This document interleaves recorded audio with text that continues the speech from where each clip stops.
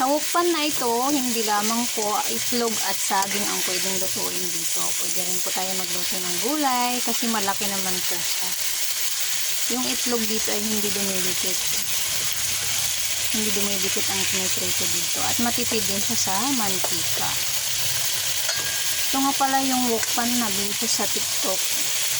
Sa halagang 197 pesos, sulit na yung sinambi ko dito at matagal mo itong magagamit. Pwede magluto ng gulay, magprito ng itlog, kung anong gusto mong luto yung ulam, pwede dito.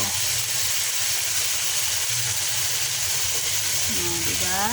Maggulay muna tayo ngayon. Bijes.